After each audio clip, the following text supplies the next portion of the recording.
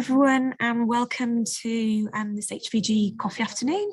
I'm Rhiannon. I'm one of the steering group members for HVG, and welcome to this session. So we're going to be focused on COP26, which is all the rage at the moment, so quite topical, and thinking more precisely about what we can be doing with our own organisations and roles to support this.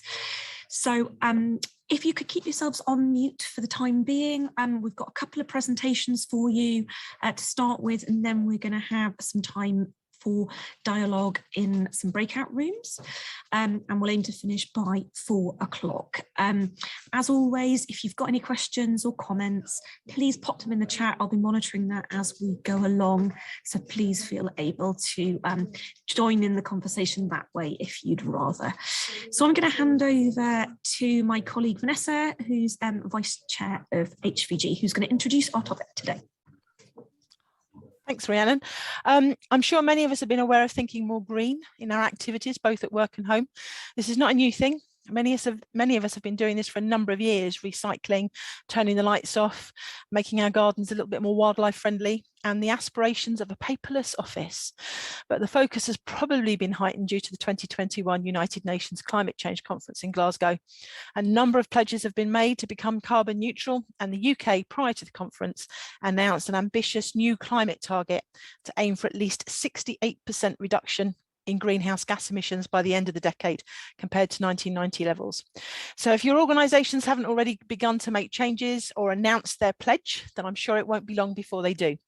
Last Thursday, the Natural History Museum, sorry, got to give it a plug here, was the first museum in the world to set a science-based target, which represents a 60% reduction in the museum's carbon emissions by 2031 compared to 2015. And what we wanted to try and do this afternoon is, what can we do?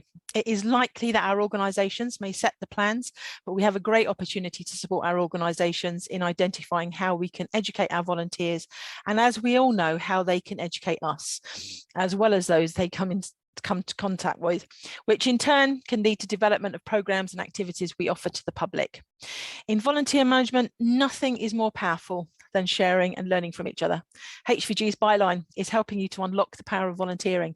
So the purpose of today is not to provide all the answers, it's to start the discussion and share ideas.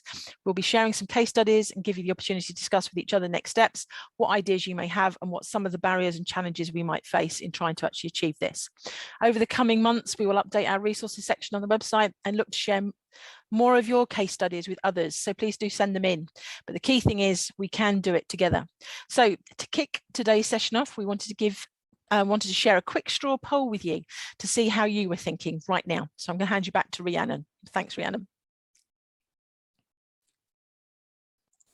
Hold on one second. Now it's decided my poll doesn't want to work. Typical. Let me just see if you... Vanessa, can I just see if you can do it for me? Can you see polls at the bottom? Apologies, I preset this. It worked when I tried it earlier. Now it's decided not to play ball. Can't hear you, Vanessa. Okay, thanks. Okay, can you see this first one? I've just launched it. It says, how confident do you feel engaging with COP26 and the green agenda in your professional role? So let's just see how you're feeling. Oh, slightly confident is probably taking the lead there. Okay, any more? Oh, there we go. Got 100% have answered. Great, I'm just going to end that one. And we've got slightly confident is the answer. Let me just share that with you so that you can see the results there as well. So slightly confident followed by slightly unconfident. So at least we were actually starting to feel confident, which is one good thing, as we were all wondering how exactly we might be feeling. Okay, going to stop you on that one. Now, do we have another one to ask? Okay, let me see where that is. Question 2. Okay, let's see. Okay, so let's launch this one. So how green do you think your organisation is currently? We're already steaming away with a bit green. Sounds good. Probably just not the colour. If anybody saw on the news, Natural History Museum was lit up green the other night. All looked very nice. from that perspective? Okay. Okay, so we have 100% answered. Just going to end the poll. So we think we're a bit green. Let's just share those results, and they're not very green as well. So there's probably things that we can all do. So we're all feeling the whole thing about green, obviously COP26, possibly about our museums wanting to make some changes as well. So this is where we're moving into now, in the fact that we're feeling a bit green. So let's see how we might feel towards the end of today in our session with you now. So I'm going to hand you back to Rhiannon so she can talk to you through the sessions. Perfect, thank you, Vanessa. So we've now got 3 short case studies, which will hopefully give you some food for thought and some ideas. So they're going to be a quick 5 minutes each, so it's a quick, fast route around these examples, but there will be a little bit of time for questions if there are any. So I'm going to hand over to Leonie from the Natural History Museum to start with, and she's going to be talking about what they're doing around COP26 and their learning programmes. Thanks ever so much, Leonie. It's not letting me share the screen. So Vanessa, you're on this now, so if you could give Leonie permission, please.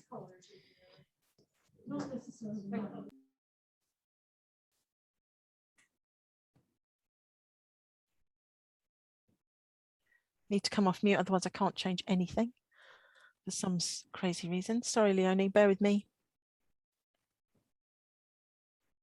There you go.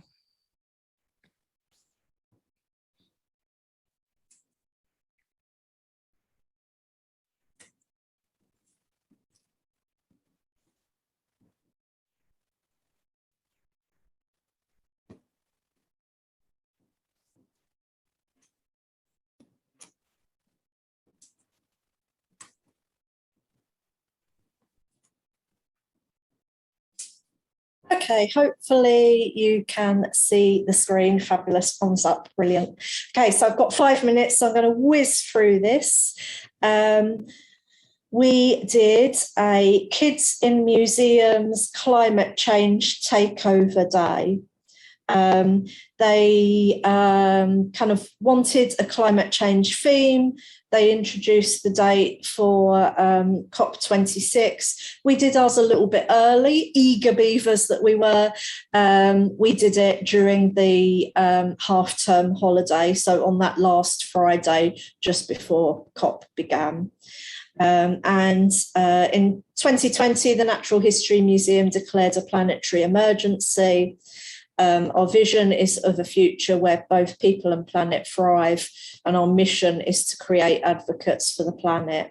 So our aim at this kind of activity was to kind of ally with that.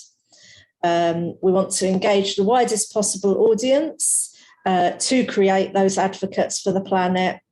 And kind of my particular aim for the pre-COP26 Kids in Museums takeover was to have young people deliver, because, you know, you've seen it out on galleries, peer learning is magnificent. You know, people who won't come to me at the museum, scary lady at the museum, will kind of make a beeline for people their own age. So that was our aim. We were supported by learning volunteers throughout the whole day. And this is the activity that the children took over in the afternoon. So in the morning they were trained, in the afternoon they took it over, and it is a biodiversity mat. And that was designed as part of Operation Earth with NERC. And here's another picture of the mat being operated by a learning volunteer. So in the morning, the volunteers delivered the mat and the children had a go at it. So they were familiar with what they were going to be trained in. But the twist was we had a brand new mat. We had a cold water coral reef mat. So we've got the meadow in the picture, but we did an extra special. That was for the kids to take over because no learning volunteer had previously delivered it. So in the morning they had to go, in the afternoon we trained them. And they took over and the volunteers were just there to support them.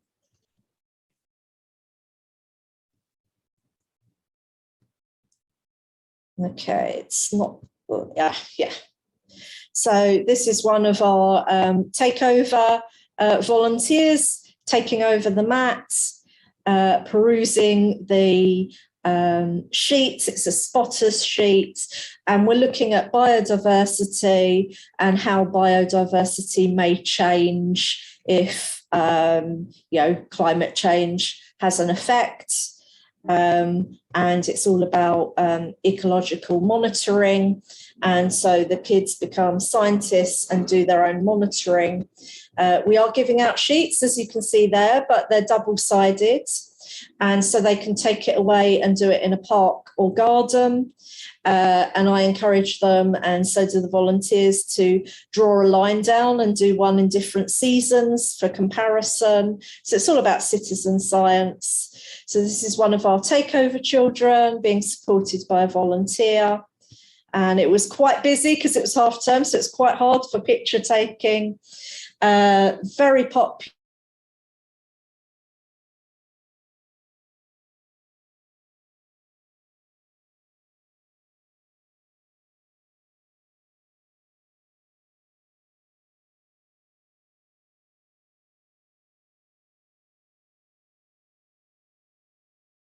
Be done by them, we can kind of take on board the results of COP and kind of build that into the activity as well.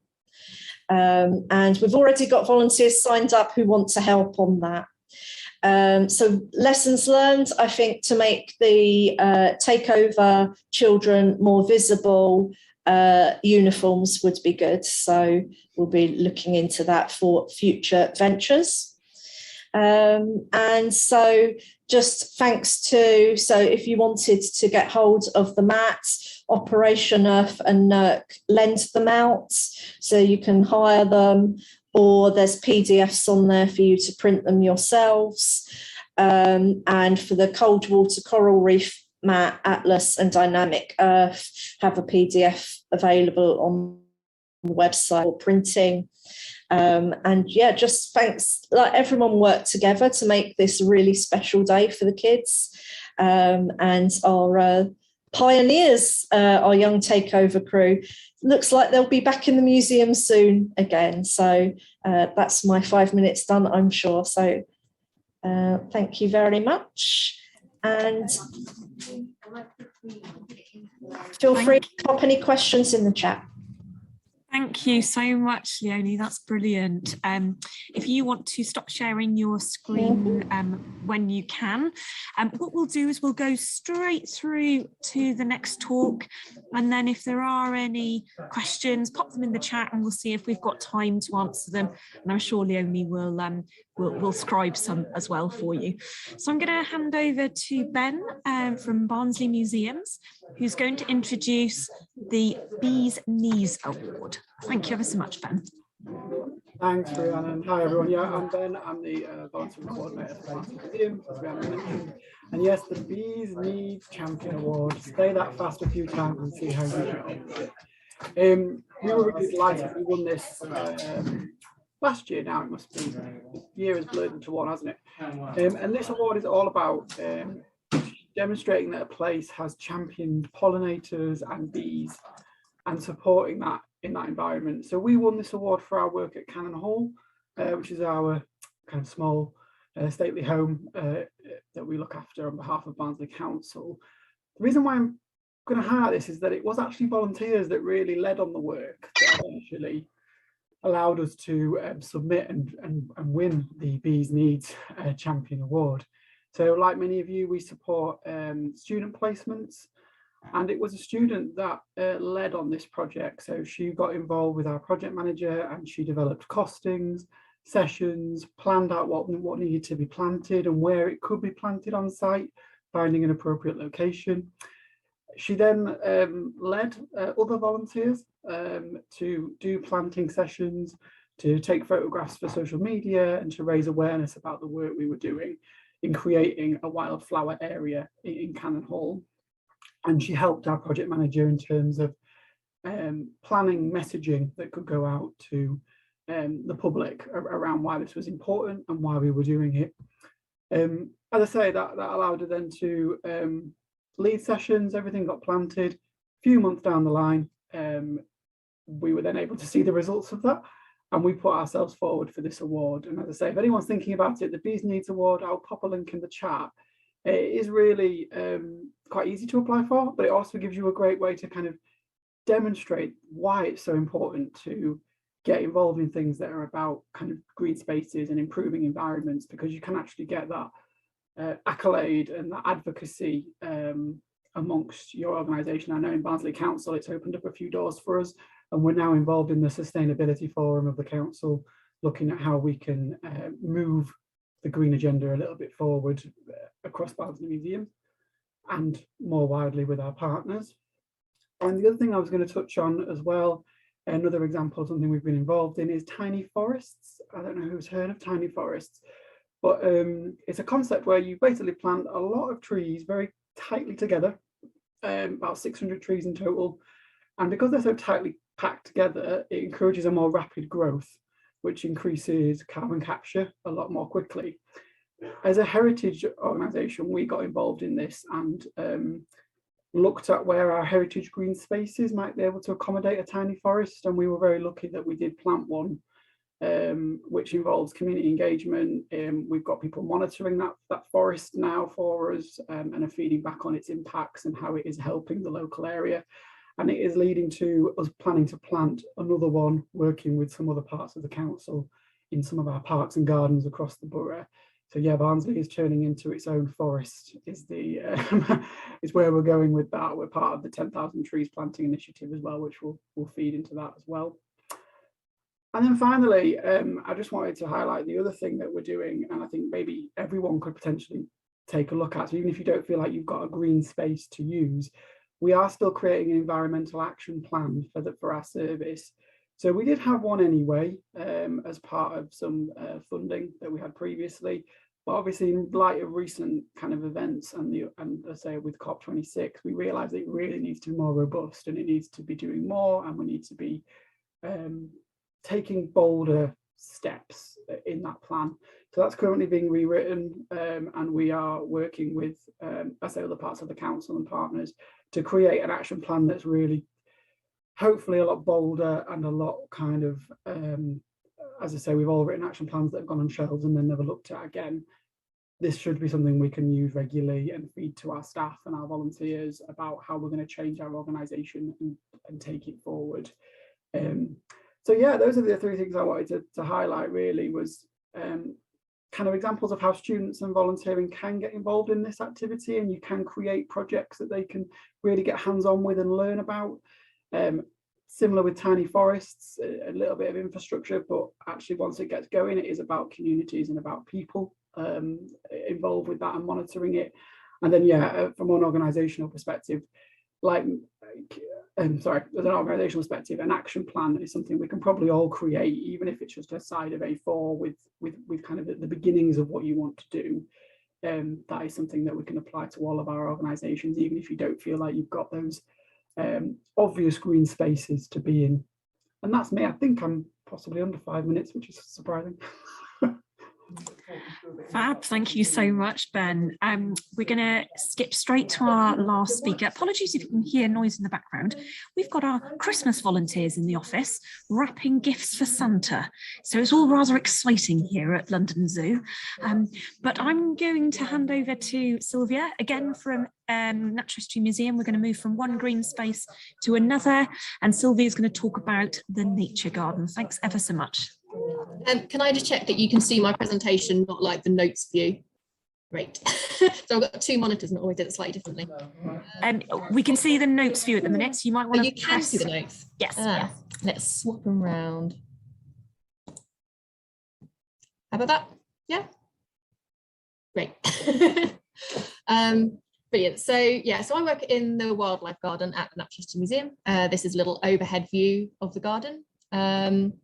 And we've got a lovely group of volunteers who help us look after the habitats in the garden. And I just thought I would show you some of the ways that we incorporate sustainability. So it's partly through the teaching and training that we do, partly through the actual practices on site, and some of the things that are just kind of domestic, everyday stuff. So we do a lot of training about what wildlife there is in the wildlife garden, and how to record it. And when teaching about that, you just come across stuff that's affected by climate change. This is a willow emerald damselfly. 10 years ago, would have been a very rare sight in London, not anymore. And it's, you know, it's a big obvious species. It's not shy, and it's now the wildlife garden is full of them. But there are loads of examples like that. And we also teach about the intrinsic value of all wildlife. So even slugs are friends in the wildlife garden.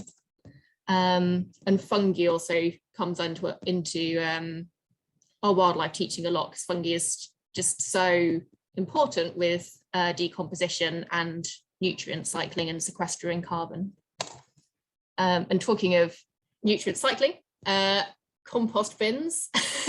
So on the practical side, we love our compost bins. They're pretty much the focal point of the garden, but it's not the only way that we use stuff in the wildlife garden. So we've been working on trying to reduce the amount of leaves going off site, because that's pretty much the only thing at the moment that does sometimes go off site into a green waste skip, is some of the leaves from the paths. And what's happening here is the creation of a leaf pen, so more of the leaves can be used on site and create more habitats.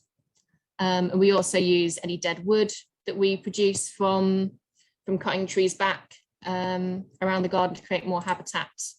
And that might be in the big logs you saw in the previous slide, or in sort of these smaller dead hedges. So there's either smaller, twiggier stuff.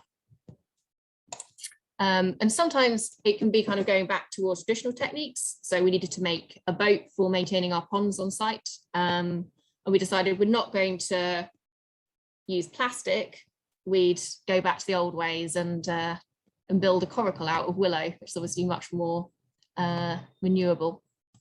Skip everything that was doing for now. And then looking forward, so we've got new garden designs coming in, and one of the really important parts of that is using the soils that we've got on site, and we explain this, you know, with the volunteers what's happening as well. And in some ways this is quite looking to the future, so making like really interesting things you can grow plants in that are made out of ground up bits of old Darwin courtyard.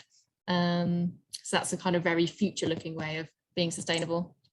And then just everyday bits. So we've got a selection of little mismatched mugs that we've scavenged from the rejects from the NHM shop, or from local charity shops. We've got a compost toilet, which is obviously shared with our lovely spider friends. And we try and be really minimal with things like heating and water use, so everything's just used on the site. And overall it just makes it a really sort of happy place to be, because everything that we're doing, we're trying to do with nature and for nature, and showing that that isn't actually too bad a way to spend a day. Cool.